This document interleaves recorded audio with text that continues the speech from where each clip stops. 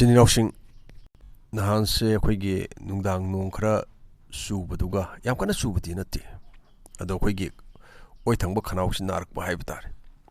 Sisnamaram Werkanda Quigi, Shat Sukara, Tino Madu de Shasikara Tintui, Sinamaram Werga is in Arangshe. Bidiose Iramakanda Itagalapuset Manangamdre. Sininausing Bupuran Tava Metina Taram Noxeri. Housing Sininausing Golan Hatche. Sigi matang sida yamna ngangna re ko aduno Golan haise karino komai to uno haiba sorak pa mga sigi video sigi khotang da koi sorak pa sum khangminasi koigi Israel na masili uslib se koina dawri bno masigi history se koina keno tor puno haiba sorak pa makwa aduno maruina skun tamli ba college tamli bi shai na using na kitang munna tabi gani haina ide mana khanjai Israel na Golan haise Syria dagi munduna loksinduna lagli Yam na lehau chen ba. Saurana 13,000 square kilometer mo park sauba singilam ni. Kara awang ma mapam da leibalam ni. Aduna ni height Golan height ba wahi ma makhadan tapidana. Masi Israel, Lebanon, Syria amasung Jordan ga tainana leibana maram oiraga. Masi mayay da leibani ko. Israel na pamduna lagli. Maram di Israel na Golan height ase. Lausan bata adagadi. Tangnari balibak sing asida mamang da pangrib do kugi Syria, Lebanon, Israel amasung Jordan Golan haisidagi isinirausing lan gi matam do oiresu amagi matam do oiresu irai laina Israel na miyeng thamba ngamlaga ne yamna khundong chapa mafam ne adugi ne hoji Israel na madu munna bo hona raibasi masida isinirausing Israel na mo hairibasi karino haibada ngasidagi na sahili sing ohum gi mamangda Israel gi miyoising maruina ko Jews na Mafam asida kunda laitarami asini. Ekoina ariba history se naina rabadi sinawsing mafam asida yamlaba imperial kaya ama sinawsing kunda laitaduna dumaina panduna mafam asida lairami. Assyrian, Babylonian amasung Persian imperial na mafam asida sinawsing hana mamangai digi palam labani. 332 BC da Alexander the Great nasu Golan Heights palame. Iturian Kingdom, Hasmonia Dynasty nasu mafam asida palame. Roman Empire nasu mafam asida sinirausing palamabane. Roman Empire gi matam dane Jews sing sian gi khot gi haiduna tongnari basi. Adugi matung Ottoman Empire na Europe gi South East side, Northern Africa, Middle East run tawduna palame. 14th century dagi 20th century pau. Asidagi British France loilam santokpa hore. Ottoman Empire gi matam da semlamba Palestine British na lokshan kare. Asdagi Golan Heights British ki khutta taakre. Adubu Syria dadi France na palami. 1920 British amasung France ki marakta boundary gi agreement ama taunarami. Asidagi Golan Heights France na muksat kare. 1 January 1944 da Syria ningkha tamba phangle. Asdagi Golan Heights Syria gi manungda sanba mafam ama oiki. 1948 Arab Israel land tawba hore.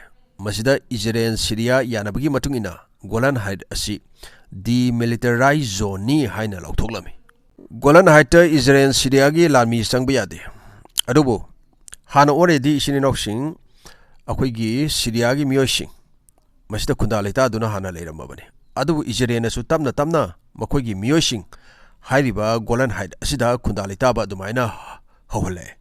Asidagi 1967 da lan haure numit taruk ni gi lan 1967 June gi tang manga dagi hauraga tang tara da lan asilosin ki asibu numit taruk ni gi lan hairaga dumaina khangai masida Israel na Egypt, Syria, Jordan, Iraq, Lebanon ga lan soknarami Israel na mai paklami maramdi west ki lebak asobu singkya asina Israel gi matiang panglami asina maram oiraga ni ko makoina paibasi Masigi lan ase sininausing haurupas kumaina no haibda khoigi Syria na Golan Heights laidiba Israel gi khoigi khunching haibda ko makhoigi miyoina khundaba mapamsing aduma mapamsing da landarame amasung Golan Heights Syria na amuk loksilame asidagi April 7 1967 da Israel na khud halaktuna Syria gi MiG fighter plane taru kapthaduna thugairami Syria na Golan Heights loksilambadu Israel na amuk loksan kare Asidagi Israel gi lan mina on aibadagi Golan Heights laiba Syria gi miyoi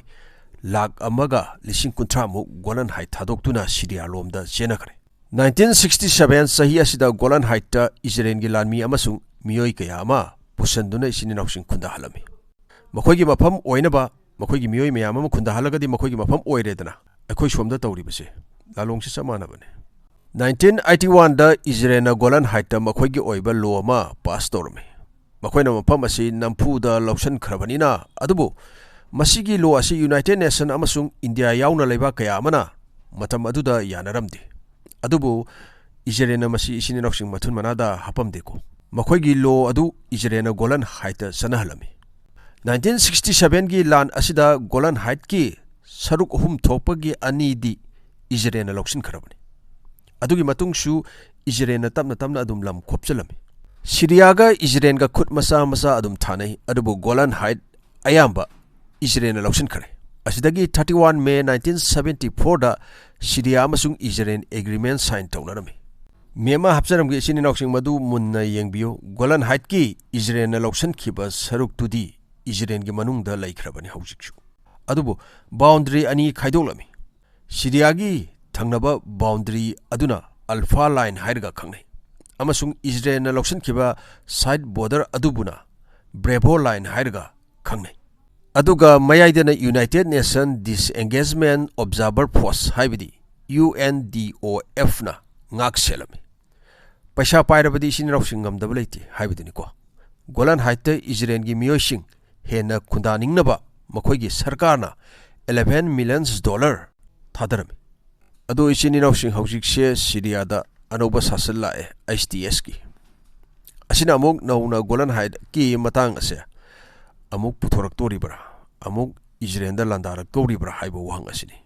Israel da khud tharak kadra ko अमसुंग Golan height की लाइरिबा मियोइ सिंगदा असिने अदुनबु इसिन इनाउसिंग HTS से मपांगन कंदनबो होनबदा सीरियादा लेरंबा हदगी मयाम अमा फंगिदना tank plane जहाज मयाम अमा को मदु इजराइलना कयामा इसिन इनाउसिंग नोंगथक्तगी लंदादुना महंतान करेदना कयामा थुगाइ खरेदना को मरमदी मदु खोइगी HTS की खुत्ता तादना बान HTS से मपांगन सोंथना हाइदुना मदु फंगरगदी मखोइ मपांगन कनगिदोइनेबा अमसुंग अखंग अहिसिंगना हाइना रइबसि करिनो हाइबदि इसिन इनाउसिंग अखोइगी सीरिया से इजराइल अमसुंग टर्की की लानबुंग अमा सु ओइरकपा याबगे अदुमबो ओइथोपसु लई असिनि असि हारगा पुरान थाबा मैतैना काइनानबा याथंग निजरी कंगलेपा इमाना याइफरे एफमिनर्स